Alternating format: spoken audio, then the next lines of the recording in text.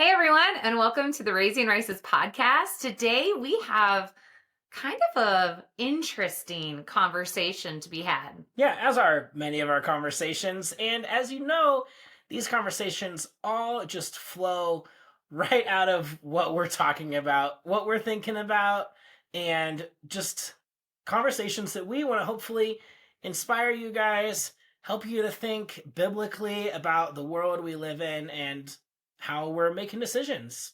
Yeah, and this might not come as any surprise to you if you've been following along with any influencers or media outlets. Oh, yeah. You might have heard of this term, the blackout. Yeah, this idea that something bad is coming. We all experienced COVID.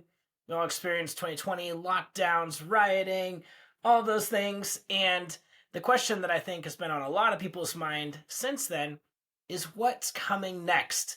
Maybe it's disease X. Maybe it is the power grid's going to go down. You've heard different people, Christian, non Christian, conservative or not, doesn't matter, people are talking about these things. And so I think it's good to be having a biblical mindset around how do we live in this world we live in. Yeah, and along with the biblical mindset, it's super important to have these conversations with your spouse, with your family, with your kids. I was just sitting at the table, I don't even know, it was a few weeks ago, and we were introducing our kids to our fire escape plan Right. for our new house. Yeah, probably much later than we should have, but it was something that was just on our mind, and we're like, all right, we gotta, get some plans together. We had plans before, and we need to just be thinking about that. Yeah. And so I think that is an example of something that you can approach this blackout X. What is it called? Disease Disease X. I don't even know. Like, Who knows? I think that's the point, is that you don't know. Right. And sometimes the fear of the unknown does create some anxiety, but our conviction is that there is only one thing to fear. Yeah. In all of life, on all of life and death, Yeah. there's only one thing to fear, right? And that is the Lord. There's no there's nothing else that we should fear. And we need to know that that is the center of where our thought should be focused, and that the fear of the Lord should direct the rest of our thoughts. Yes. We shouldn't let those thoughts of anxiety or what if or the fear mongering of the media or anything else determine or persuade our thinking. And equally, Darren and I have been talking about there tends to be two sides of the road, I should say, that kind of propel us back towards the middle, back towards where we want to be aligned with a biblical worldview, with fearing the Lord only. And those kind of two in the Christian world, in the Christian circle, is the prosperity mindset and the poverty mindset. Right. The prosperity meaning, if I do good, if I have enough faith, if I pray, if I X, Y, and Z, give my money here, whatever, then I will get, right? Like a if then type of thing. Right. And then the poverty being like, well, I'm just going to give everything away, which is both of them probably at its core, you could find biblical precedent for both. Right. However, we think as you are walking in both of those, being faithful and committed and trusting on the prosperity side, and then on the poverty side, generosity, thinking of others, being concerned about your neighbors. But somehow we believe that the Lord actually has made the middle ground. Right. I mean, the fact that both are true. Yeah. In Scripture, right? So if you read about Jesus, he says, the Son of Man has nowhere to lay his head. And you read in Acts, like the believers shared everything with each other and had everything in common, and they gave to the widows and orphans and cared for them and cared for the fellow believers. right? So those things are true. But what is also true is Proverbs, where over and over again you see the blessing on the righteous man and the eventual curse on the wicked. And there is good that comes through living according to the law of the Lord. That you can't deny that when you live with integrity and you act righteously and you do business well and you don't go into debt and you act in generosity, that there is blessing that comes from the Lord with that.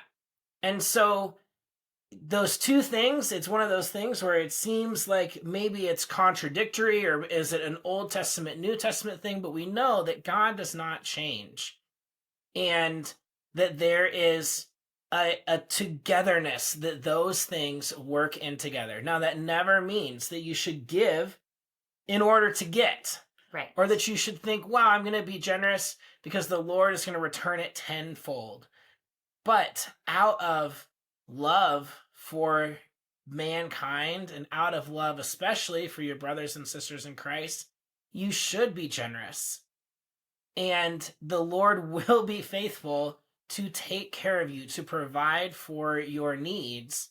But we're also called to be wise, right? We talk so much about Proverbs 31 today, when Christians and other people alike want to make women these independent entrepreneurs.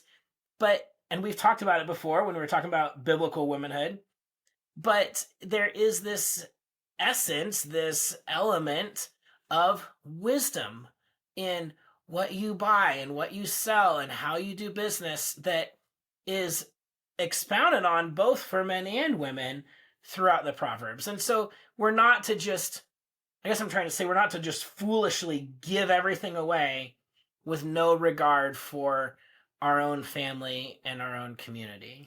Yeah, it's this really delicate balance. And when you brought up that the world is trying to um almost separate or individualize out family members in general, but specifically Right. talking about wives and husbands, when we're saying, well, this wife is going to go over here and do this thing over here while this husband does this thing over here, I think we're missing the key element of the team. Right. Right.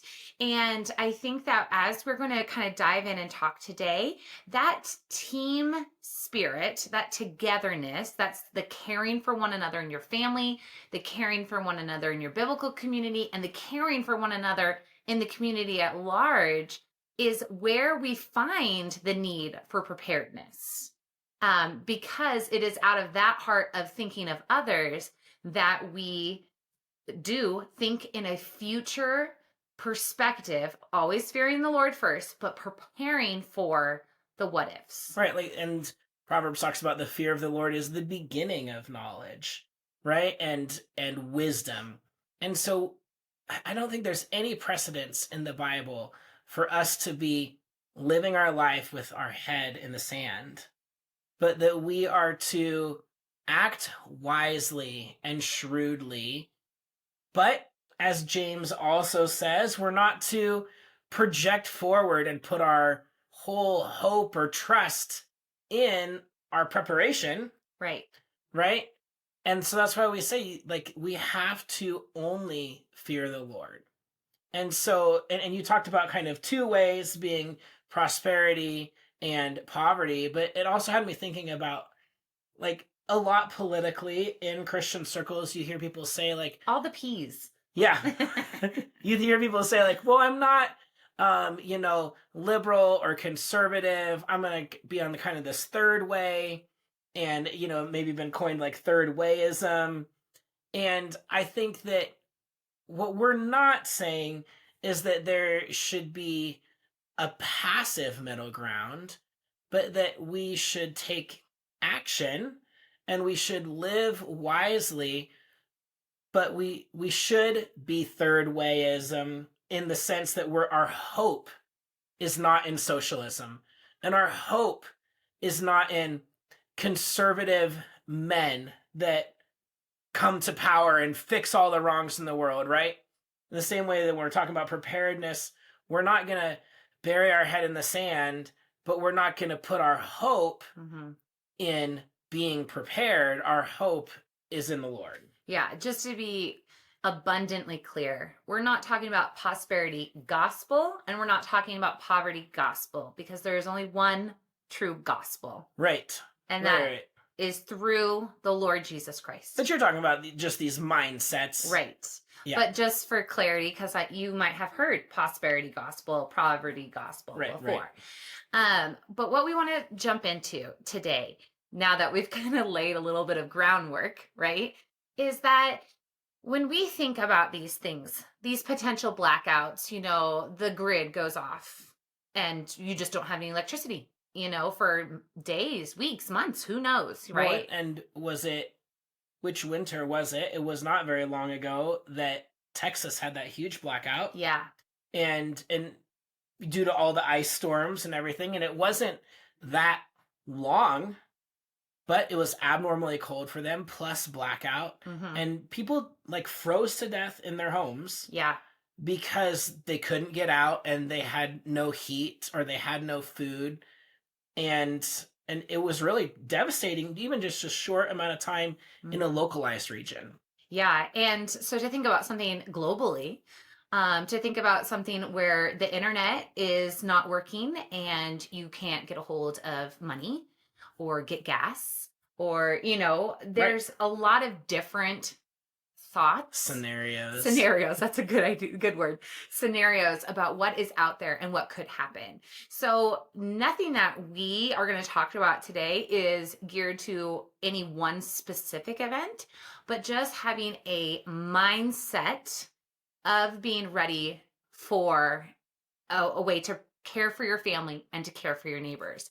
And the way we want to talk about this today is kind of a two-parter. Not parter in the episode, but Right. two mindsets, one of lifestyle and one of emergency. Right. And I think that's where, if you're listening to this and you're thinking, wow, you just rattled off a bunch of things that sound tremendously overwhelming. How could you possibly prepare for any of that? I think that is where you're not going to prepare for an endless list of possibilities overnight, and you're not going to prepare for it in the next 3 years. But I think what our like encouragement is, or the way we've been thinking about this, and hint, hint, we've been thinking about this for years, Yeah. is that lifestyle component that you're kind of talking about. Like, so let's frame that up for a Yeah. minute, and Yeah. let's say, here's the idea being that your preparedness comes out of and is a natural just expression of the way you live your life every day. I know, it reminds me of the story. We don't go out to dinner very often because, as a family of 8, Yeah. that's kind of expensive. But when we do, I cannot even tell you how many beautiful compliments we have gotten from people eating in the restaurant, or a waiter or a waitress. Just, hey, wow, these kids are really behaved. Or this, you guys have done such a good job, all the Yeah. things. But every time Darren and I leave the restaurant and we think, well, it's only because that's the expectation that we have at home. Right. If you are just talk about, talk about, talk about, and you're hoping to just miraculously enact emergency plan Yeah. when you show up at the restaurant with your family and your kids have never sat down to dinner before as a family and waited for food and ate food politely and then finished and waited for everybody to be done before they start running around, then you're completely unprepared. Yeah. Right? But if it is your lifestyle that you just live that way, that's just the way you kind of do life every day, then all of a sudden you look like this prepper when you go out to eat. So just thinking about it that way, is this your lifestyle?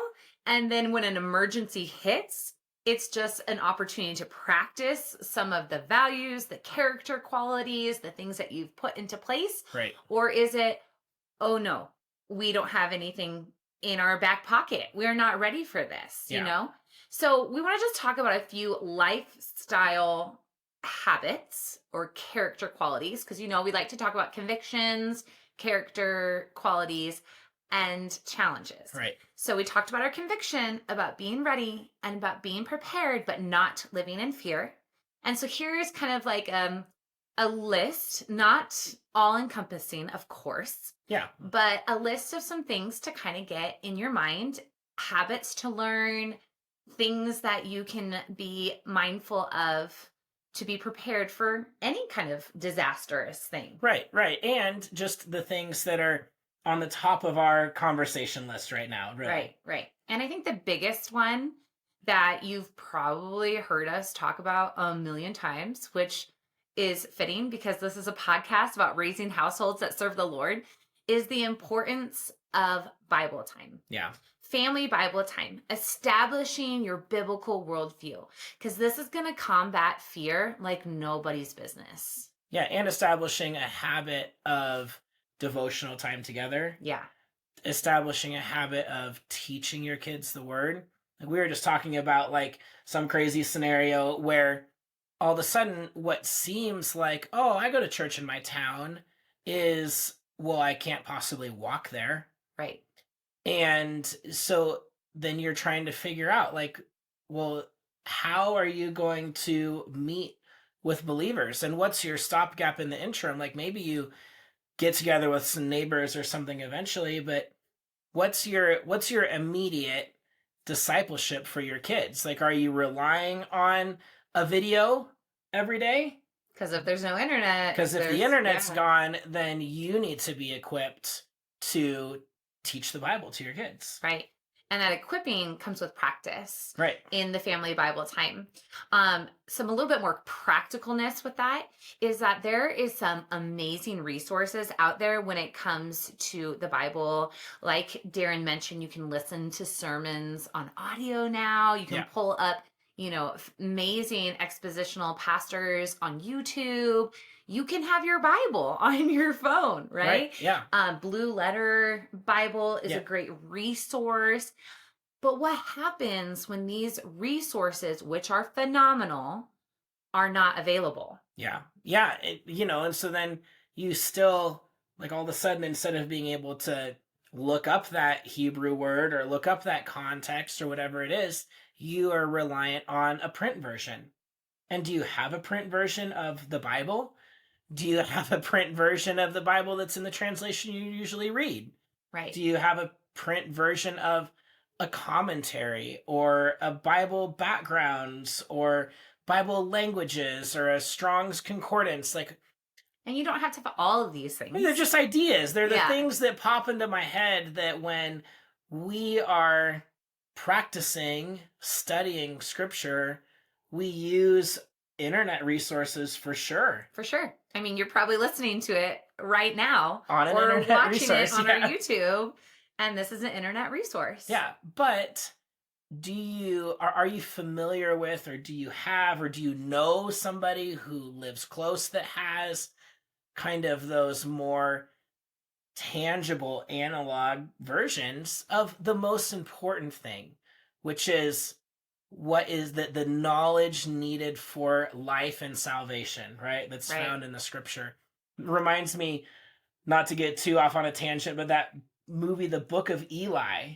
Oh, yeah. I never watched And- it. It looked too scary. Oh, it's super like post-apocalyptic, but the most valuable thing that they were all looking for was a copy of the Holy Scriptures. Hmm. And not that we're looking at post-nuclear, war zone, but that is something that's very important. And like you were saying, the practice of sitting down and reading the Bible together, super key. Live it as a lifestyle. And then when it's an emergency and you have to enact it, you're ready. Right.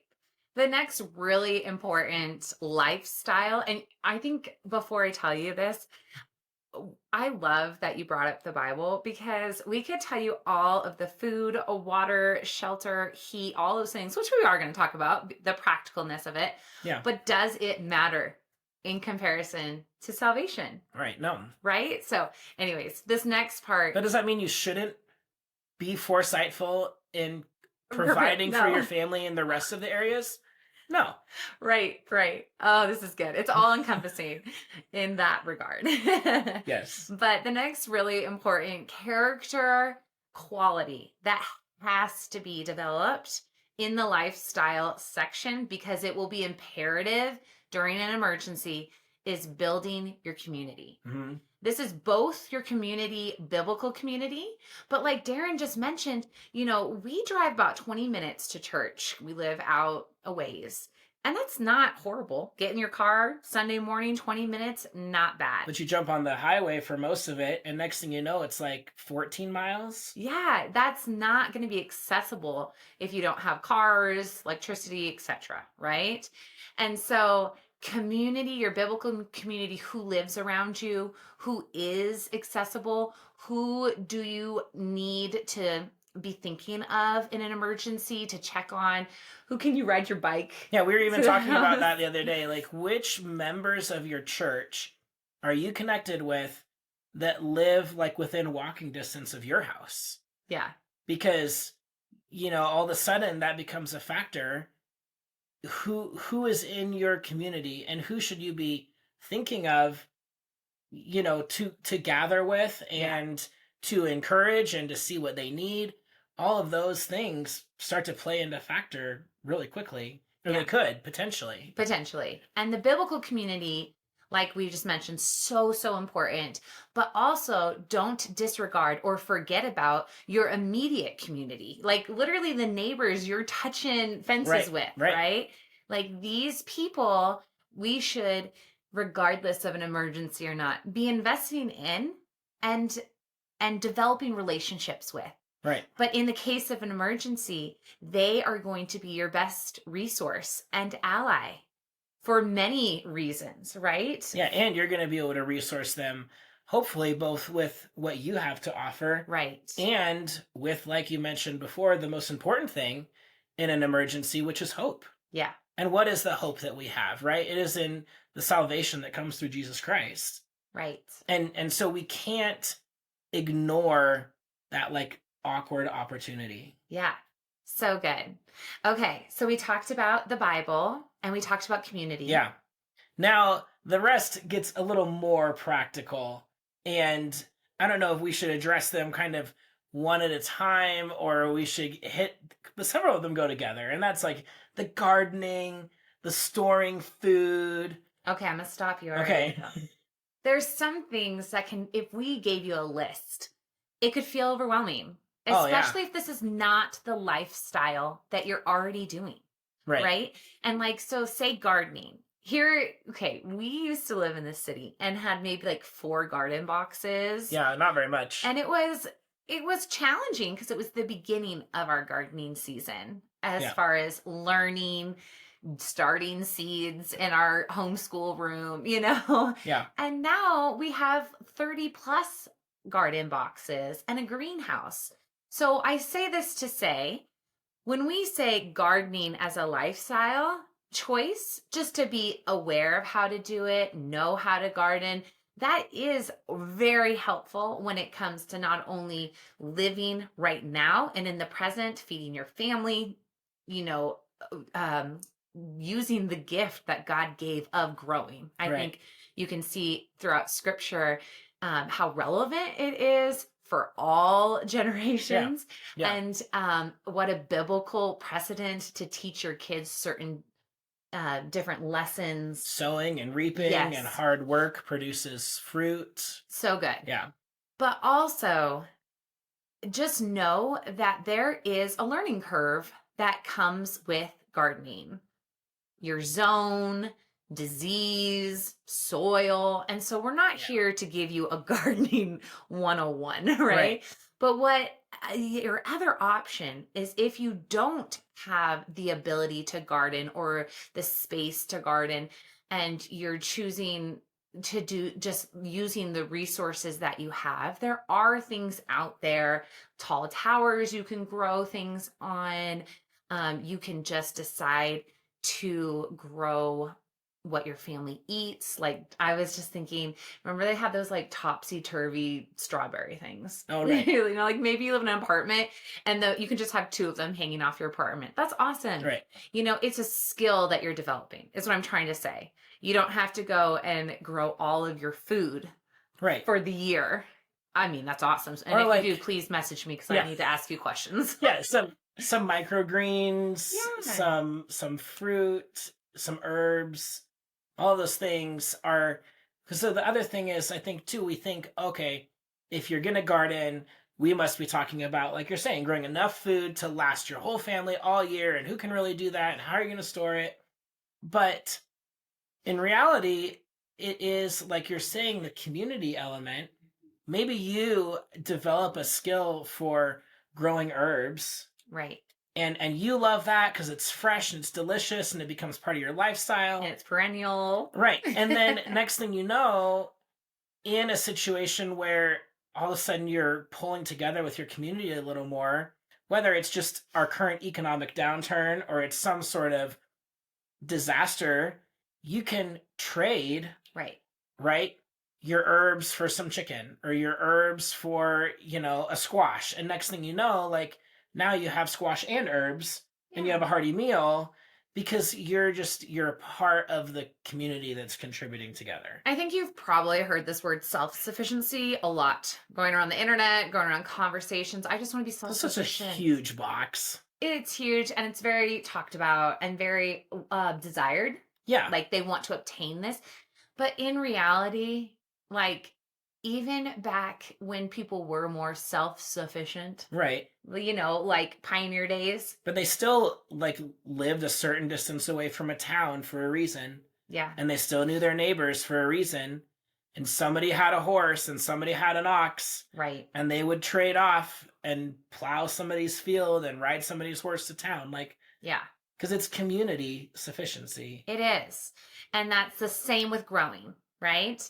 Even when we moved here, our very sweet neighbor in the front gave us a bunch of tomato plants. I mean, we were growing our own. That was so kind of her, though, but it was just the outpouring of her generosity. Right. And so, we're specifically talking about gardening, but we're going to move into another element here of food storage. And if you are able to store some of that food, or we couldn't grow peaches this year. Right. We have baby trees. We planted our orchard, but we purchased, I don't remember, 50 pounds? No, it was like 125 pounds. I was way off on that one. I should remember. I canned them all. Yeah, you did. But let's say, you purchase those things and then you store them. You can them, you dehydrate them. Right. Maybe you have a freeze dryer, whatever whatever your skill set or learned desire skill set is, right, you're going to have those things as well to trade. Right.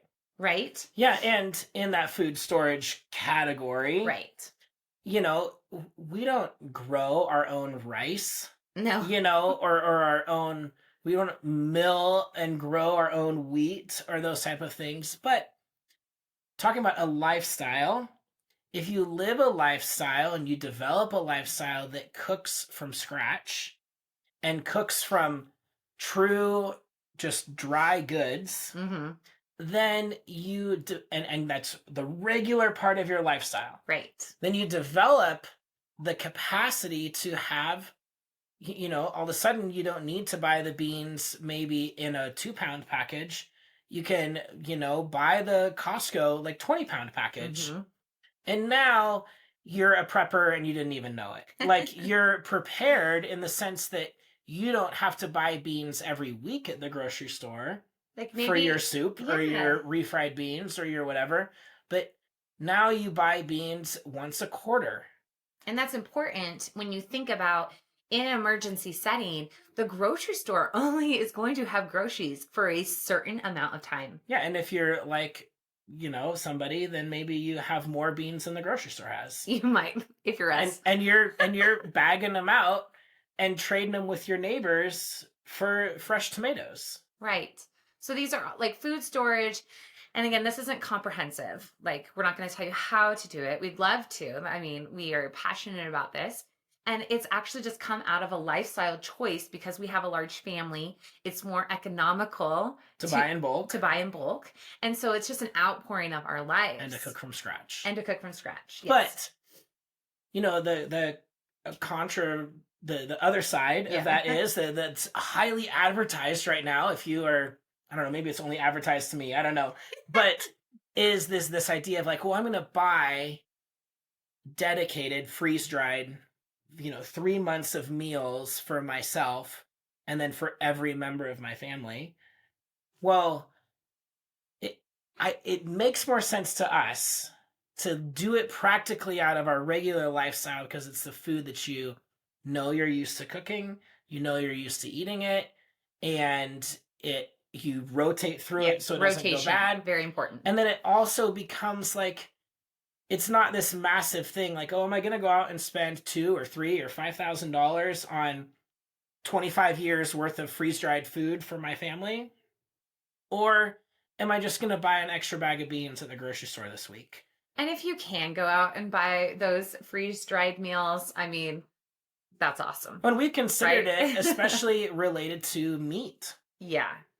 Because what I think it's important is when you are preparing long storage of food for either your lifestyle or for a disaster Mhm. emergency, is that you need nutrient dense food. You need calorie filled food, Right. right? You got to fill those tummies. But then you also got to remember that there are minerals and vitamins and things in like fruits and vegetables and whatnot that you're Yeah. not going to be getting necessarily, Like you might think, oh, I'm just going to eat rice and beans, which people do. which you do, which you can. But if you have the opportunity for a better diet, Right. we know it's a good thing. And it's interesting because when we're talking about this emergency scenario, like if you go online and just Google, like how much food do I need to prepare or how much, yada, yada, yada, if this happens or if this happens. Several of the natural disasters or the, hypothetical emergencies that are going to be potentially coming our way are blackouts, right? Where you don't have any electricity and they don't specify how long that will be, right? They Right. don't say it's going to be 3 days. They don't going to say it's 3 months. And so it's kind of like you're preparing for the unknown, trusting in God, not living in fear. But you also, could we all survive 3 day fast? Probably. Right. But 3 months, It's a different ball that's a game. different ball game. Well, and it was not even that long ago. We were living in Oregon. We lived in our house still. And in a suburb of Oregon, during a snowstorm one winter, we had friends that were out of power for like 3 or 5 days. Yeah. Just in the middle of town. Yeah.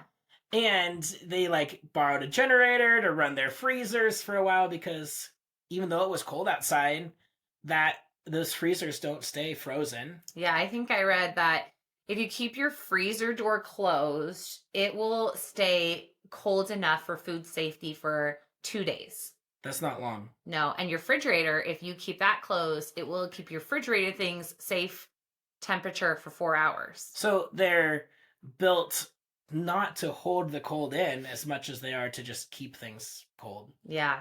And we were talking about like here, well, maybe it's winter and you might be fine. Just put everything throw outside. your food in the snowbank, right? But if it's summer, you are out of your frozen food really quickly. Yeah.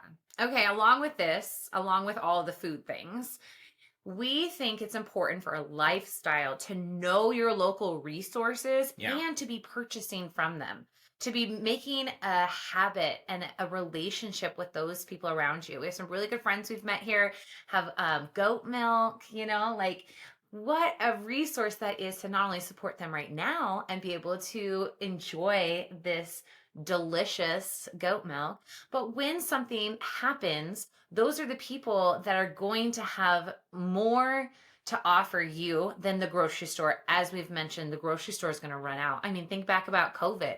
Right. People were like limited in eggs and they had no more toilet paper. Like it just goes fast because they're not set up. The grocery stores are not set up to provide for the rush. the rush of an emergency. Yeah. Right. Yeah. When there's not, we live such a short cycle system Yeah. where there's not a lot of stock on the shelves because it's always coming in every day and every day it goes out the door, that when one day goes by and nothing comes in, that's a massive hit Yeah. on the stock on Right. hand. And the other point, I think, along with electricity, is that, we were talking about this, like, okay, well, how do you preserve like meat Mm-hmm. or fats or animal proteins? Yeah. You can meat or you can freeze dry meat. And we should say you can pressure can meat. Right, pressure can meat. Okay, hypothetically though, thinking of ideas, there are so many tangents today, but if you think to yourself, oh, I'm just gonna have my meat in the freezer, and then if the power goes out and it's out for more than 2 days, then I'm gonna Google how to pressure can my meat that's now thawing, then you're behind the ball because you don't have the internet, Right. potentially, right? So anyway, pressure canning meat but knowing how to do it properly and safely. Do you have a paper resource Right. so that when the power does go out and you've got 40 chickens in your freezer, you can decide, guess what we're doing the next 3 days? We're pressure canning chicken. And I so think, that it yeah. lasts. Yeah. Yeah. But the other way that all of those things store is on the hoof. Right? We're not If you have an actual pig in your backyard, it is not going to go bad. You got to keep feeding it, but Yeah, you have to feed it something, or if you know the actual goat farmer right. that has 70 goats and 2/3 of them are a meat goat variety, you might have never eaten goat before, but you sure will when you decide you need to slaughter a goat and pressure can goat meat.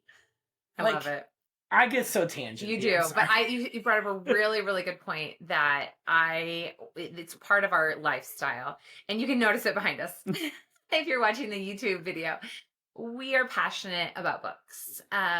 We think it is invaluable to have resources that are tangible, that cannot be destroyed by the internet or by electricity. Now, we have collected many over the years, and that just might not be financially savvy for, you. But you know what? You do have probably a printer. And you can go on to Pinterest or on your favorite blog and just print out a few things that you think might be helpful to you. Right. Here's an example that I don't own right now that I want to purchase is ideas about how to cook bread or a carb on the fire. I love to cook bread in our oven. Electric oven. So be going back to cooking Johnny cakes. I do have that recipe. So, but that's just an example. So maybe you just, you can't go out and buy 20 books, which is fine. I mean, right. I shouldn't either, but sometimes I do. So maybe you go online and, like I said, you just print a couple recipes, put it in a 3-ring binder, and that's for you. That's for just in case.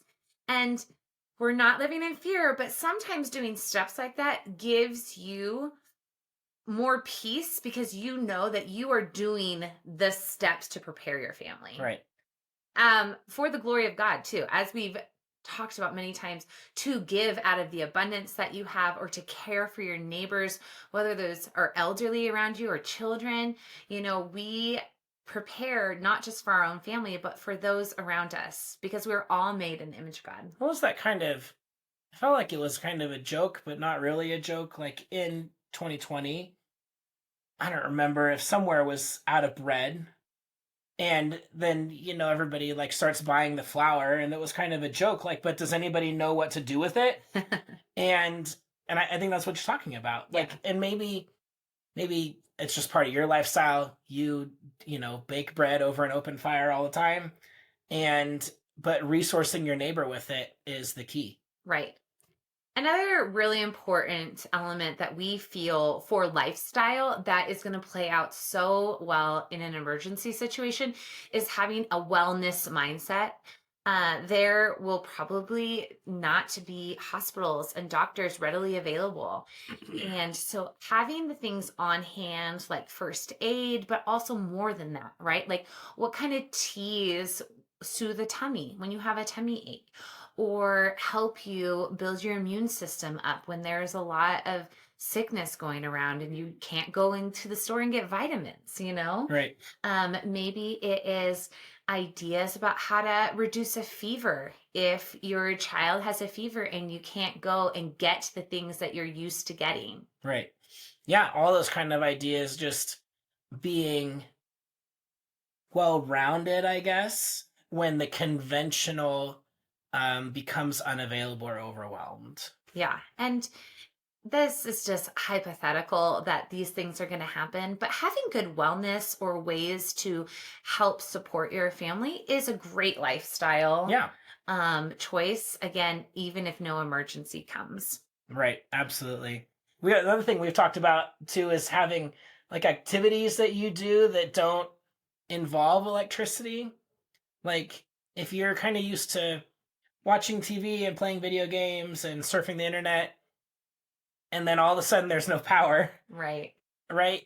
What what kind of things do you have built in? And I think this comes in like both in reducing the anxiety and the fear, just like how much can you like prepare your kids by telling them like, hey, this is this situation, and how much can life just like kind of continue as normal because you're used to playing chess by candlelight on Friday nights anyway, so now it's not a big deal. Yeah. And there's, again, when we were talking about these lifestyle things, they're all good for you. You know what I mean? They're Like good. nobody's suffering because they're not playing video games. Right. And Right. then it's like that dinner example at the restaurant. It is good to have good table manners in your family in general when you're eating at home. And so then when you get to that restaurant, you get to shine in that moment because you've already developed the Right. habits.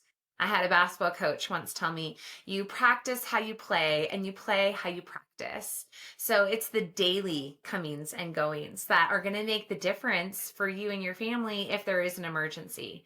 We're going to move into the emergency, and there's a few things that you have to kind of have different than your lifestyle choices prepared for an emergency. We Um, don't have to. We're just not completely against the practicality of the technology that fuels our everyday life. right. Like You don't. you don't have to use an electronic source of water coming to your house, but it sure is nice Yes. to have Yes. running water.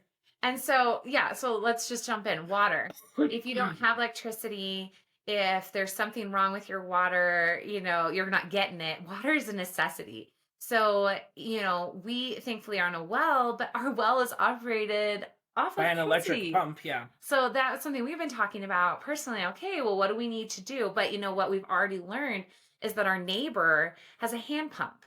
But Multiple of our yeah, but neighbors. we wouldn't know that unless we were in relationship with them. Yeah, we were like in their yard talking to them about our well, asking them about their well, and if they knew a guy to do Yeah. and they're like, "Oh yeah, we have one, a hand pump.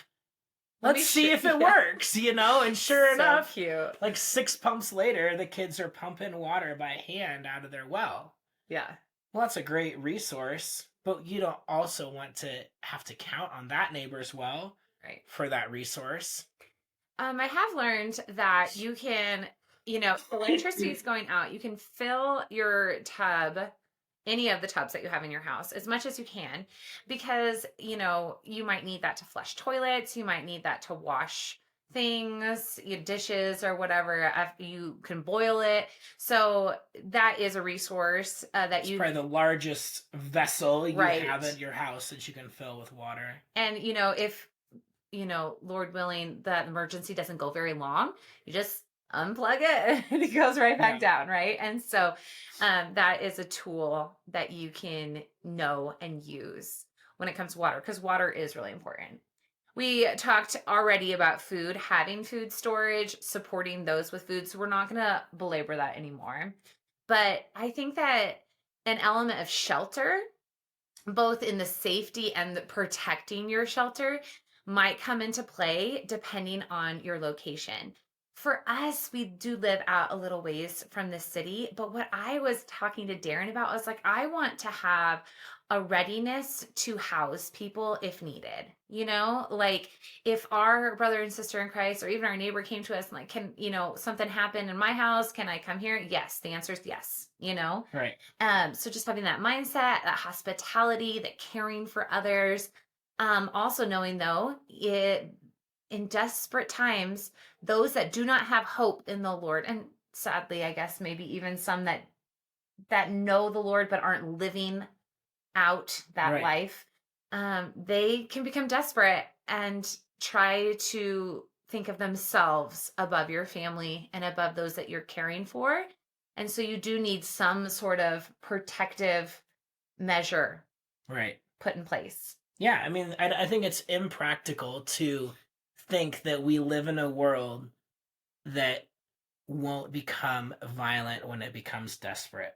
Yeah. And of course, each of us have to weigh in our hearts against our conscience what that looks like, and what that is, and what our response potentially would be in those situations. But I think especially as a man, if you are not prepared to defend your family against evil, that you are passing or shirking your duty to care for them. So whatever that looks like in your situation, I think it's just worth thinking about, that if all of a sudden you're the only one that has your lights on, or you're the only one that has food, or you're the only one that has water, then what are you doing in those situations? And to think about it ahead, so that in the moment you can be wise and you can pray and act in wisdom. Yeah. And again, the goal is to provide for our community, but to provide in the way that's God glorifying and to set that example, hopefully, for the community Right. at large. Another thing, I already joked that I use the electric oven for all these handmade things. But if the electricity goes out, what kind of cooking sources do you have? Do you have a propane barbecue? Do you know how to build a fire and cook over the fire? Do you have cast iron to put on that fire Right. so that you can cook the food that you need to cook for your family?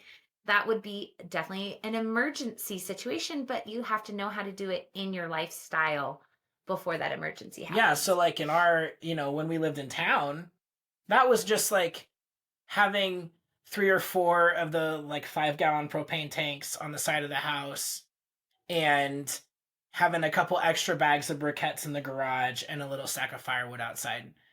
And then throughout the summer, when that stuff's on sale, you would replenish it. And then in your lifestyle, you would just Use it. cook over the fire in the backyard part of the time, because it was fun and it tastes delicious. Tastes delicious. Another part would be light, right? Do you have candles? Do you have batteries? Do you have flashlights? Our kids and our family has gotten a habit of doing candles at dinner. So we have collected candles and Yeah. we sell candles at our farm. And so we have those things on hand. We just replenish as we use. Maybe that's not the case for you, Maybe but you have a solar generator yeah, and rechargeable LED lights or something, but way more fancy than yeah, way us. more fancy. And we applaud you.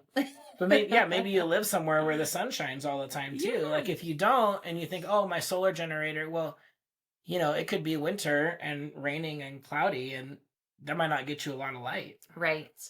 We did talk about wellness as a lifestyle, which is really important, but it is also important for emergencies to have some sort of medication or first aid available. If you're probably way better at talking about that. Yeah, I mean, I don't know. It's tough. One thing that has been on my mind a little bit is, there's some good resources out there I think are good. I haven't, dove into them quite yet, where they'll prescribe you like a full set of antibiotics ahead, Oh, wow. and you can order them and have them on hand. I think that's the big missing link, but other than that, basic first aid things And like you said, basic medications. Like I don't know, the biggest one that comes to my mind are like Benadryl and aspirin, because you can treat at least preliminary treatment better than nothing. You can treat heart attack, stroke, and allergic reaction with just like a Walmart thing of aspirin and Benadryl. Yeah. I mean, it's better than nothing, but if you have it, then you won't regret not having it. Right. Things like simple colds and stuff like that, we already talked about in the wellness. You would already have those things on hand. That's the things that you would be using. But I think Darren and this emergency is talking about emergency cases. Right, like bad sickness, or you got into a bee's nest, or you whatever, and but accessing a hospital is impractical. Well, you're gonna want some basic anti-inflammatory and antihistamine, or Yeah. you're having chest pain because all of a sudden you're working harder than you were before, and you need to take a daily blood thinner to keep blood circulating to your heart, because there's no room for them to get you into the hospital to fix it right now. So people did for centuries. Yeah. And I mean, the reality is if something bad happens for long enough, the lifespan of people will start to drop again. But if you have a few things, it's better than nothing. Yeah. So it's good. And again, we're not doomsday people, but these are just great to have on hand. Yeah. Especially when you're being hospitable and something happens and you want to have the resources to support the people that come to your house, but you then also have it for emergencies, which is really good. When I was doing a little bit of reading, okay, so Darren and I just drove back from a family vacation today. We were in the car for like 8 hours and we talked all about this.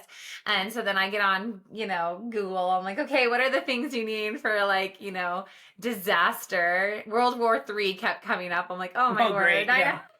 But did you hear even like disaster/chaos? April 8th is like some eclipse goes through the United States, through Oklahoma somewhere. Oh. And like FEMA or somebody like issued to the residents of Oklahoma City, Oklahoma, to have 2 weeks of food and water on hand leading up to April 8th. Like, I don't know what they think's going to happen, but that's their like general recommendation to the whole. That's a huge city. Yeah. Wow. Speaking of water, and then I'm going to get into this, what I was going to say, but they suggest 1 gallon per person per day. If you're a family of 8, that's a lot of water. That's a lot of water. And so that's when we talked about water earlier. We're like, oh, does your neighbor have a hand pump? Because we're going to need that.